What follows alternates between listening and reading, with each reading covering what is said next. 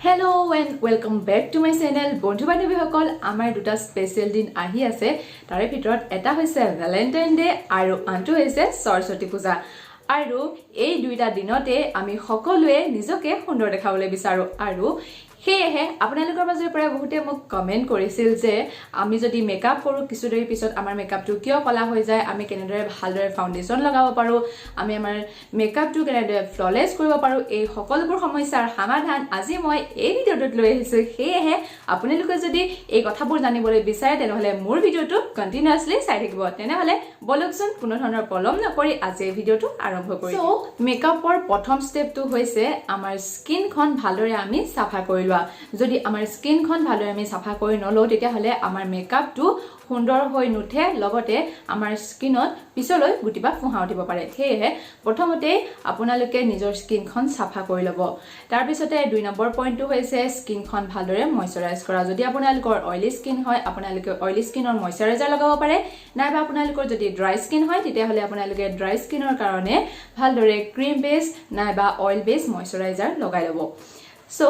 3 number স্টেপটো হৈছে primer makeup কৰাৰ আগত প্ৰাইমাৰ লগোৱাটো খুবেই জৰুৰী হয় যদি আমি স্কিনত প্ৰাইমাৰ লগাও তেতিয়া আমাৰ স্কিনৰ যিখিনি নুমৰ ছিদ্ৰ আছে সেইখিনি ব্লক কৰি দিয়ে আৰু পিছত আমাৰ স্কিনখন খুব ধুনিয়াকৈ মিহি হৈ থাকে আৰু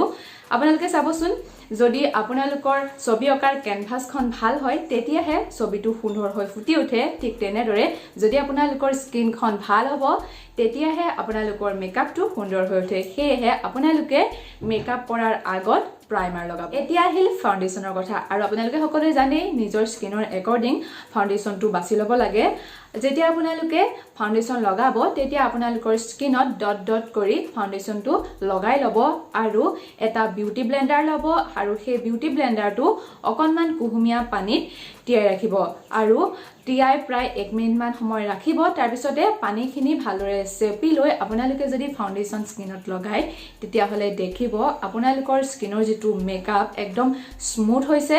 আৰু আপোনালোকৰ মেকআপটো ফাটি যোৱা দৰে নেদেখে সেয়েহে আপোনালোকে এই ষ্টেপটো মেকআপ কৰাৰ সময়ত কৰিবচোন দেখিব আপোনালোকৰ স্কিনৰ যেটো মেকআপ একদম ফ্ললেস হৈ পৰিছে ফাউন্ডেশন লগোৱাৰ পিছত ফাউন্ডেশনখিনি সেট কৰিবৰ কাৰণে আপোনালোকে হয়তো লুজ পাউডাৰ ব্যৱহাৰ কৰিব পাৰে নাইবা আপোনালোকে কম্পেক্ট পাউডাৰ দি ভালদৰে মেকআপখিনি সেট কৰি ল'ব নহলে যদি আপোনালোকে গৰম দিনত ঘামে নাইবা যদি ৰ'দ দিয়ে বেছি যদি আপোনালোকৰ স্কিনখন ঘামি যায় তেতিয়া হলে স্কিনৰ মেকআপখিনি একেবাৰে বিঘলি যাব অৰ্থাৎ একেবাৰে ঘামি নাইকিয়া হৈ যাব সেয়েহে অকনমান লুজ পাউডাৰ দি নাইবা কম্পেক্ট পাউডাৰ দি আপোনালোকে ফাউন্ডেশনটো সেট কৰি ল'ব ফাউন্ডেশনৰ পিছৰ যিখিনি ষ্টেপ মানে আইশ্যাডো লগোৱা হওক ব্লাছ লগোৱা হওক হাইলাইটাৰ লগোৱা হওক এইখিনি সকলোৱে জানে আপোনালোকে মেকআপ টিউটোৰিয়েল দেখি পেলাইও কৰিব পাৰে তাৰ পিছতে আহিল যদি আপোনালোকে মেকআপটো লং লাষ্টিং কৰিবলৈ বিচাৰিছে তেতিয়া হলে আপোনালোকে এটা মেকআপ ফিক্সাৰ ব্যৱহাৰ কৰিব মেকআপ ফিক্সাৰ যদি ব্যৱহাৰ কৰে তেতিয়া দেখিব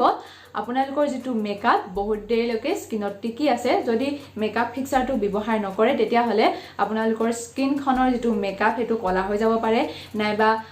ঘামত একেবাৰে নাইকিয়া হৈ যাব পাৰে কিন্তু মেকআপ ফিক্সাৰ ব্যৱহাৰ কৰিলে আপোনালোকে যেটো মেকআপ কৰিছে হেতু জায়গাতে থাকিব সেয়েহে আপোনালোকে এই ষ্টেপটো ফলো কৰি চাব পাৰে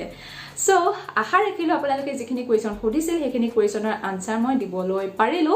আশা ৰাখিলো এই ভিডিওটো আপোনালোকৰ কাৰণে সহায়ক হ'ব যদি সহায়ক হয় এটা লাইক নিশ্চয় কৰি দিব আৰু যি সকল ভিউৱাৰ মোৰ চেনেলত নতুনকৈ আহিছে তেওঁলোকে মোৰ চেনেলটো সাবস্ক্ৰাইব কৰি ৰাখিব মোৰ আগন্তুক ভিডিওসমূহ পাই থাকিবৰ কাৰণে তেনেহলে আজি ভিডিওটোৰ পৰা মই ইমানতে বিদায় মাগিছো মই পুনৰ আপোনালোকৰ লগত আন এটা ভিডিওত লগ পোৱাৰ প্ৰতিশ্ৰুতিৰে আজি ভিডিওটোৰ পৰা বিদায় মাগিছো ধন্যবাদ